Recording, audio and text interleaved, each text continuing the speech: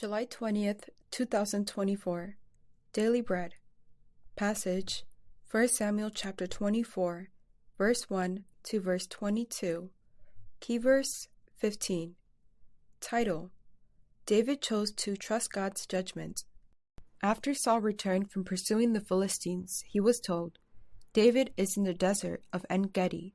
So Saul took 3,000 able young men from all Israel and set out to look for David and his men near the Crags of the wild goats. He came to the sheep pens along the way. A cave was there, and Saul went in to relieve himself. David and his men were far back in the cave. The men said, This is the day the Lord spoke of when he said to you, I will give your enemy into your hands, for you to deal with as you wish. Then David crept up unnoticed and cut off a corner of Saul's robe. Afterward, David was conscience-stricken for having cut off a corner of his robe. He said to his men, The Lord forbid that I should do such a thing to my master, the Lord's anointed, or lay my hand on him, for he is the anointed of the Lord. With these words, David sharply rebuked his men, and did not allow them to attack Saul. And Saul left the cave and went his way.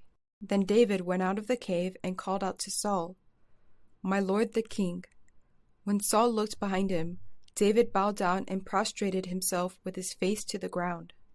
He said to Saul, Why do you listen when men say, David is bent on harming you? This day you have seen with your own eyes how the Lord delivered you into my hands in the cave. Some urged me to kill you, but I spared you.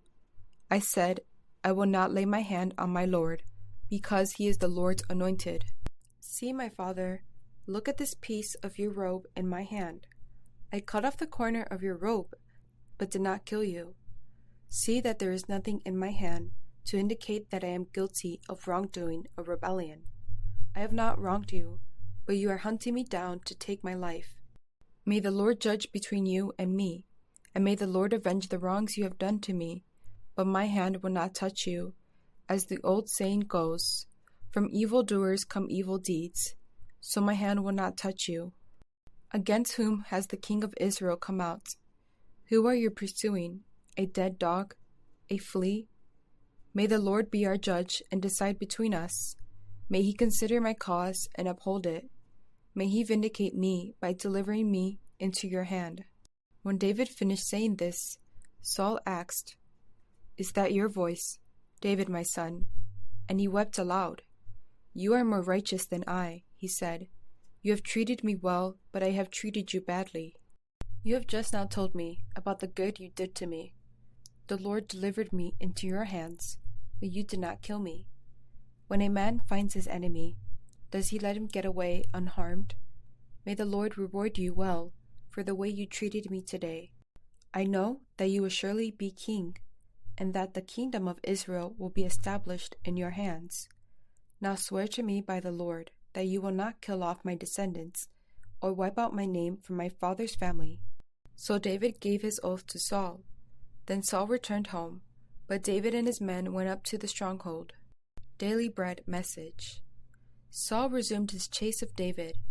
He recruited 3,000 young men from all over Israel, and started the search near the Crags of the wild goats, where David and his men were hiding.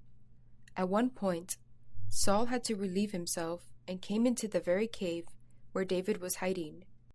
Ironically, Saul was most vulnerable while he was threatening David's life with numerous soldiers. David's men who were in the cave with him urged him to take the chance and kill Saul. They insisted that it was God's will for David to take Saul's life there. David was convinced for a moment. He snuck up to Saul and cut the corner of Saul's robe. But he quickly realized that he could not execute judgment against the king that God had anointed. Only God had the right to end Saul's kingship. David chose to honor God's plan. After Saul went out of his own way, David called out to him and gave him a heartfelt speech about his frustration as one who did not mean any harm. Saul had a troubled mind with swaying emotions. He was moved by David's action for the moment and blessed David. He also asked him for an oath not to harm his children. Then Saul returned home, yet David remained in hiding. Prayer. Father, you are the sovereign God. Help me to follow your perfect plan and timing, instead of my own calculations today. One word: God is the judge.